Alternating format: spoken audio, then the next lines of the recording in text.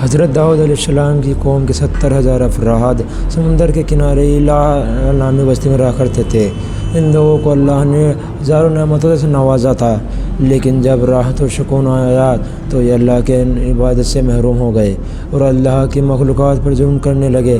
تو یوں اللہ نے ان کو خبردار کیا کہ ہفتے میں ایک دن، ہفتہ کے دن شکار نہ کیا کرو، اتوار سے لے کر جمعہ تک جتنا شکار پکڑنا پکڑ لیا کرو، لیکن ایک دن اللہ کی عبادت اور مخلوقات پر امن کے لیے رکھ دو۔ یوں اللہ نے ان کا امتحان لینا شروع کر دیا۔ وہ اتوار سے لے کر جمعہ تک سمندر میں مچھلیاں پکڑنے لگتے تو مچھلیاں زیادہ مقدار میں ہاتھ نہ آتی، اور ہفتہ کے دن سمندر کو دیکھ دیکھ ان کو بڑی بڑی مچھلیاں نظر آنے لگتی۔ ان لوگوں میں سے ایک شخص کو شیطان نے ورگلایا کہ پریشان کیوں ہوتے ہو، میری ترکیب پہ عمل کرو تو تم شکار سے کبھی محروم نہیں ہوگے۔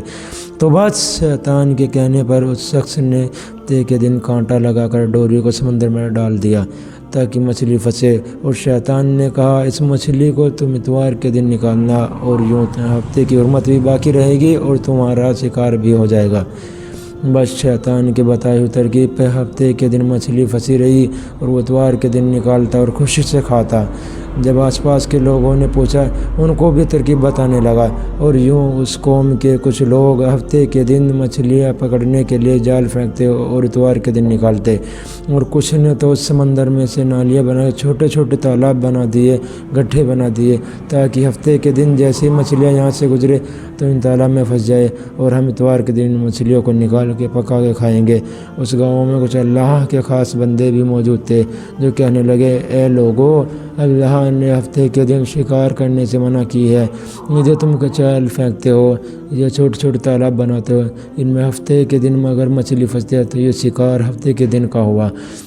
اللہ کے عذاب سے ڈرو، اللہ کی نافرمانی نہ کرو۔ وہ لوگ ان لوگوں کا مذاق اڑانے لگے کہ ہماری جو مرضی ہوگی وہ کریں گے۔ ان بستی میں 3 گروہ بٹ گئے۔ ایک 70,000 میں وہ لوگ تھے جو نافرمان لوگوں کی بار بار صلاح کرتے، دوسرے وہ جو ان لوگوں سے نفرت کرتے اور خاموشی اختیار کیے ہوئے تھے، اور تیسرے وہ لوگ جو گمراہ ہو کر اللہ کی نافرمانی کر رہے تھے۔ اور یوں نیک بندوں نے اس بستی کے بیچ میں سے دیوار کو کھڑا کر دیا اور یہ حکم نافذ کیا کہ اللہ کی نافرمانی والے لوگ اس طرف ہو جائے اور ہم جو اللہ کے فرما بردار ہیں وہ اس طرف رہیں گے۔ وہ صالح لوگ بار بار ان سے کہتے رہے، اے لوگو، اللہ سے ڈرو۔ قوم سمود، قوم لوط کا جو حشر ہوا اس کو یاد کرو، اللہ کی نافرمانی نہ کرو ورنہ تم پر بھی کوئی عذاب آ جائے گا۔ وہ سارے نافرمان، جنہیں تقریباً 12,000 تھی، سب ہنستے رہے کہ یہ تو کتابی باتیں ہیں، ہم پہ کوئی عذاب نہیں آئے گا۔ بس جیسے ہی وہ گروہ 2 حصوں میں تقسیم ہو گیا، ایک وہ جو اللہ کی فرمان بردار بندے دیوار کی اس طرف، دوسرے وہ جو نافرمان بندے دیوار کے اس طرف تھے۔ نافرمان پوری رات ہنستے رہے، مذاق اڑاتے رہے، اور وہ اللہ کے خاص بندے دیوار کی اس طرف اللہ سے معافی مانگنے لگے۔